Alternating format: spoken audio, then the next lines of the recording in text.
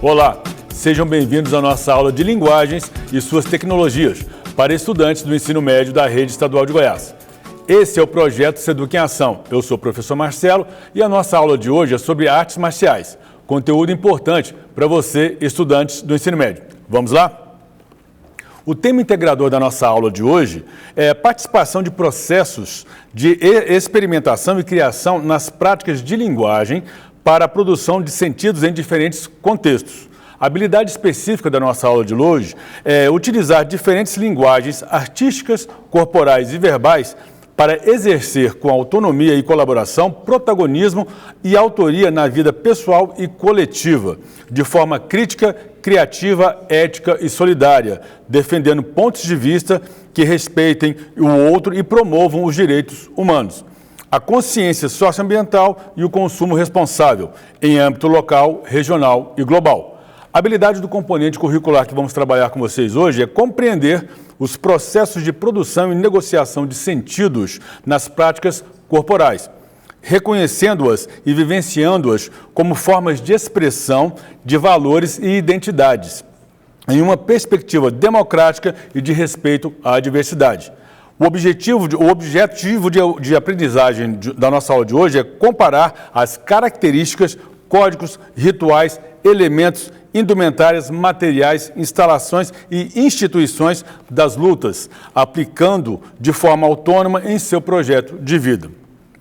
Muito bem, então hoje nós vamos trabalhar com vocês algumas lutas e artes marciais mais clássicas, como o Muay Thai, o Judô e o Jiu-Jitsu. A gente vai abordar o histórico dessas lutas e como as artes marciais elas se originam, no povo, na cultura do povo, como forma de, por exemplo, se defender, autodefesa no caso, ou então uma luta contra uma opressão de um governo ou de entidades, tá bom? Que oprime o povo e obriga o povo a lutar por seus direitos e liberdade. Só mais um lembretezinho antes de a gente começar, a importância das artes marciais e lutas nas aulas de educação física. A riqueza de gestos motores nos vários tipos de lutas e artes marciais contribui imensamente para que os estudantes ampliem seus conhecimentos e adquiram mais cultura por meio das aulas do componente curricular de educação física, assim como melhorar cada vez mais seu repertório motor através da diversidade de gestos. Os jogos de lutas e atividades recreativas organizadas que utilizam elementos do conteúdo lutas, adaptados em forma de brincadeiras, são uma ótima opção para se trabalhar e ensinar os conteúdos de lutas e artes marciais nas aulas de educação física, ok? Então vamos começar com o Muay Thai. O significado da expressão Muay Thai é arte livre. Essa arte marcial também é conhecida no Brasil por boxe tailandês. E é praticada há mais de 2.000 anos, ou seja, uma arte marcial bem antiga. A origem do Muay Thai confunde-se com a do povo tailandês, cujos ancestrais migraram da China para onde atualmente é a Tailândia, em busca de liberdade e de terras férteis para a agricultura. Naquele período, os tailandeses foram constantemente hostilizados, sofrendo ataques de bandidos e dos chamados senhores da guerra. Para se proteger, eles criaram um método de luta denominado chupassarte. Eles criaram esse método para justamente se proteger desses ataques, que fazia o uso de diversas armas, como espadas, facas, lanças e bastões. O Muay Thai começou a se consolidar como luta quando os tailandeses, evitando se ferir, decidiram não usar armas durante os treinamentos de chupassarte. Por volta de 1920, os lutadores não usavam luvas, nem qualquer tipo de proteção. Eles colocavam nas mãos apenas tiras de algodão, ou tiras de plantas, no caso, ou crinas de cavalo. Nas décadas seguintes, as regras do boxe inglês foram sendo incorporadas ao esporte e seus adeptos passaram a utilizar luvas e a lutar em um ringue. Apesar das mudanças, algumas tradições ainda permaneceram, que foi justamente aquilo que dava alma à luta, que eles utilizavam, durante as lutas, um conjunto musical, obviamente tocando instrumentos típicos tailandeses, que de acordo com o ritmo da luta, se a luta tivesse muito devagar, muito parada, os músicos aceleravam as batidas das músicas justamente com o propósito de provocar os lutadores para que eles tivessem mais energia durante o combate. Atualmente, o Muay Thai é uma das lutas de média distância mais completas e eficientes do mundo. Apesar de violenta, entenda-se violenta, intensa, porque os lutadores, obviamente, que eles lutam de acordo com o seu grau de eficiência e de desenvolvimento de técnica. Nunca um lutador profissional vai lutar com um iniciante. Então, eles têm sempre essa equidade no caso de condições de luta. Então, por isso, ela pode parecer violenta, porém, ela tem uma intensidade. Porém, como os lutadores são já treinados, têm experiência e dominam a técnica, eles, além de atacar, eles se defendem também. Então, essa prática que segue a doutrina budista em suas saudações e costumes. Ao entrar ou ao sair do treino ou do local de luta, todos os atletas, eles se saúdam de maneira respeitosa, né? Dizendo a expressão Muay Thai, Thai ou Us, que significa respeito ao lutador, ao seu oponente, ao adversário e também respeito ao local de luta ou de treino. A graduação é simbolizada pelo Kruang Prajed, que é, na verdade, uma corda colocada no braço esquerdo, cuja cor define o estágio ou o aprimoramento, né, o desenvolvimento do lutador. Suas regras permitem socos, chutes, joelhadas e cotoveladas. Como eu disse, apesar de parecer violenta, ela tem técnicas de defesa também. E, obviamente, que essas técnicas elas vão sendo mais intensificadas de acordo com a graduação do praticante. Agora vamos falar um pouco do judô, que significa caminho suave. E a gente não pode deixar de falar do judô sem falar de Jigoro Kano, que foi o seu criador. Ele nasceu em 28 de outubro de 1860, em uma pequena cidade chamada Mikaji, situada perto de Kobe, no Japão. Jigoro Kano era um jovem estudante que sofria por sua debilidade e frágil constituição física. Não pesava mais de 50 quilos e media 1,50 m. Essa condição o tornava vítima de atos de brutalidade de outros estudantes. Todavia, ele se dispôs a superar o desafio. Iniciou-se na prática de artes marciais quando tinha 17 anos.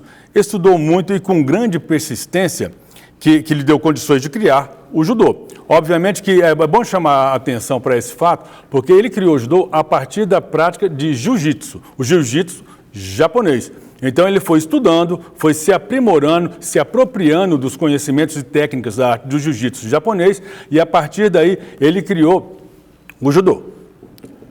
No contexto histórico feudal, marcado pela tirania dos latifúndios, a luta entre camponeses e samurais envolvia golpes de morte.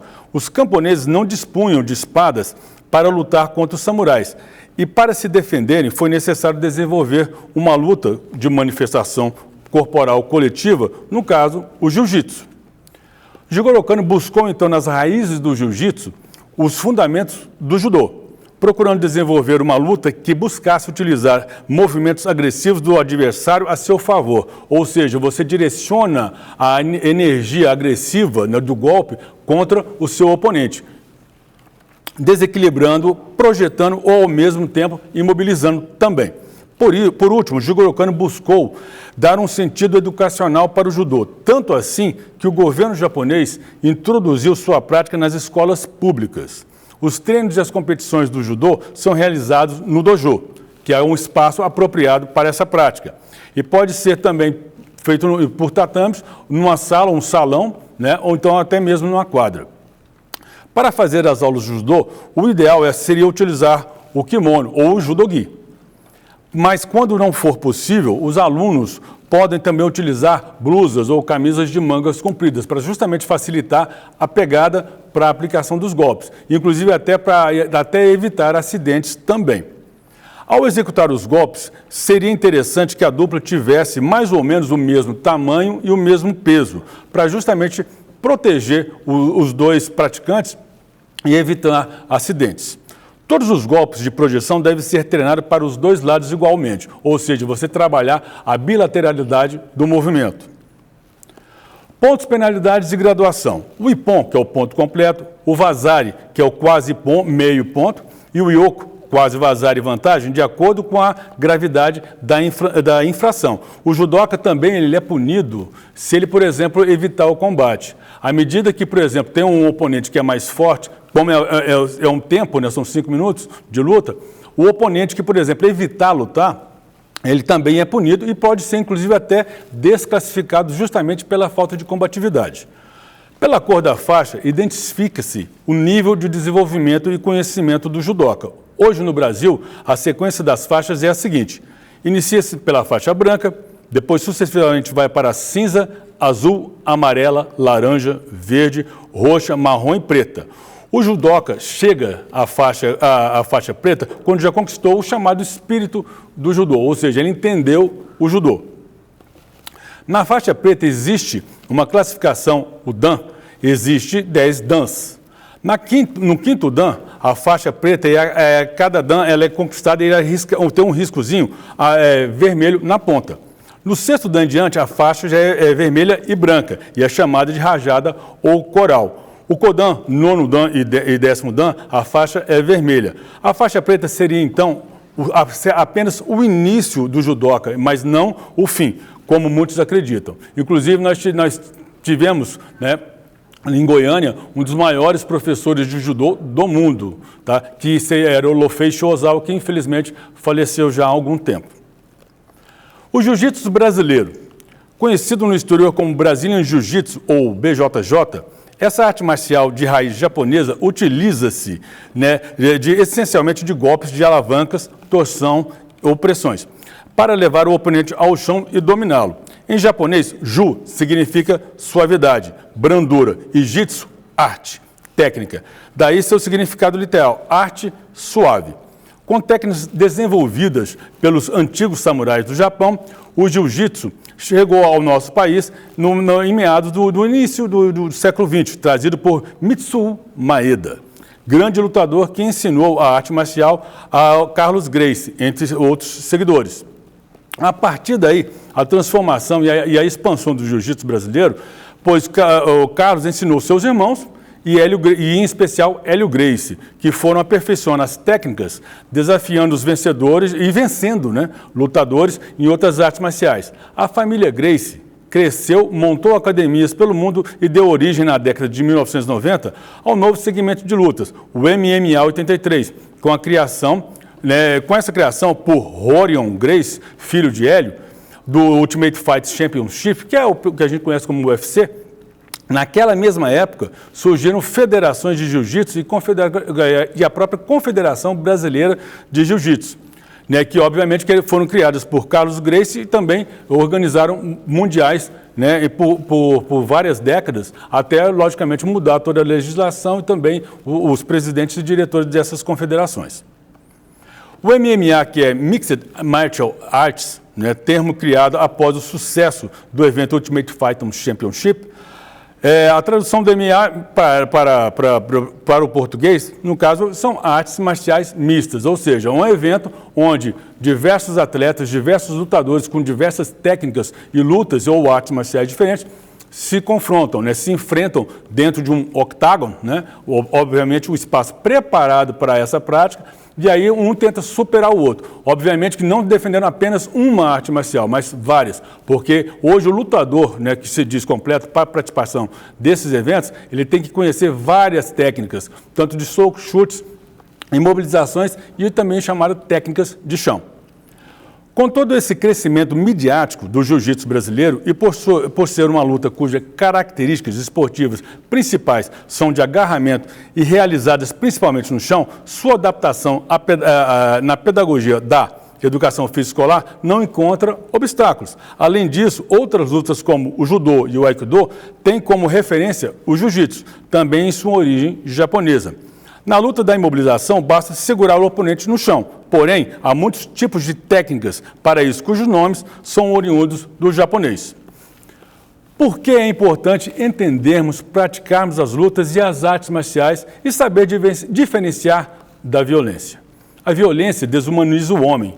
As artes e lutas marciais têm como objetivo estimular a capacidade do ser humano em controlar suas emoções, a dominar a raiva, a ansiedade e o medo, promovendo uma atitude positiva e desenvolvendo a autoestima, o autocontrole, o respeito e o cuidado com o próximo, além de desenvolver várias capacidades físicas e motoras essenciais para o desenvolvimento saudável.